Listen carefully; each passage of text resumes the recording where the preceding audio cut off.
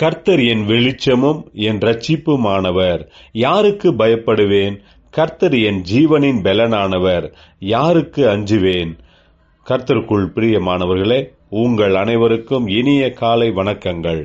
இன்றைய வேதவசன தியானத்திற்கென்று நாம் தெரிந்தெடுத்திருக்கும் வேத பாகமானது லூக்கா 2 அதிகாரம் 7 அவள் தன் முதற் பேரான குமாரனை பெற்று சத்திரத்திலே அவர்களுக்கு இடமில்லாதிருந்தபடியினால் பிள்ளையை துணிகளில் சுற்றி முன்னணையிலே கிடத்தினாள். பிரியமானவர்களே, இன்றைய வேத தியானத்தின் தலைப்பு வாசல் திறக்கப்பட்டது என்பதே. இயேசு கிறிஸ்துவே சகல படைப்புகளுக்கும் அதிபதி. அவரே நித்தியமானவர். மனிதன் தான் செய்த பாவத்தினால் அந்தகாரமான இருள் மரணத்திற்குள் கடந்து சென்றான்.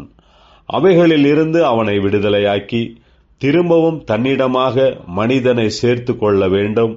இதற்காகவே தம்முடைய குமாரனாகிய இயேசுவை பரலோகத்தின் தேவன் இந்த பூமிக்கு அனுப்பினார். குடிமதிப்பு எழுதப்படும்படி யோசேப்பும் மரியாளும் பெத்லகேமிற்கு போனார்கள். அங்கே மிகுந்த ஜன கூட்டத்தினால் சத்திரத்திலும் அவர்களுக்கு தங்குவதற்கு இடமில்லாதபடியினால் ஒரு தொழுவத்தை தேர்ந்தெடுத்து அங்கே போய் தங்கினார்கள். தேவனே தன்னுடைய பரலோகத்தின் வாசலை திறந்து தம்முடைய ஒரே பேரான குமாரனை நமக்காக அனுப்பினார்.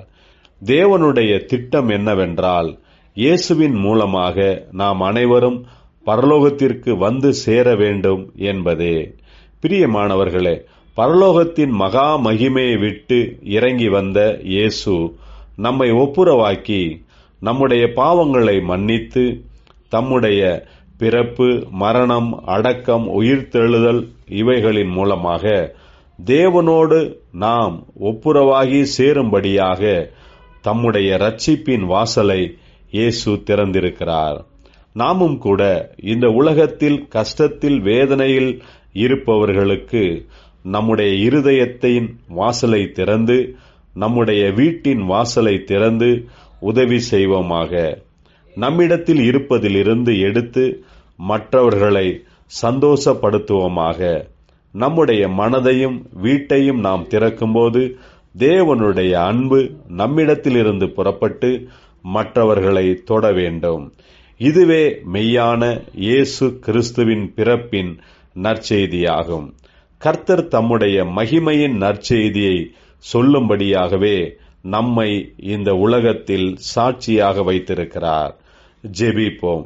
ஜீவனுள்ள தேவனே, நாங்கள் எங்களுடைய இதயத்தையும் வீட்டையும் திறந்து உம்முடைய அன்பை மற்றவர்களுக்கு வெளிப்படுத்தும்படியாக கிருபையையும் பெலனையும் தாரும். உம்முடைய நாமம் எங்கும் எல்லா நேரங்களிலும் மகிமையடையட்டும். இயேசு கிறிஸ்துவின் நாமத்தில் ஜெபிக்கிறோம் நல்ல பிதாவே. ஆமேன்.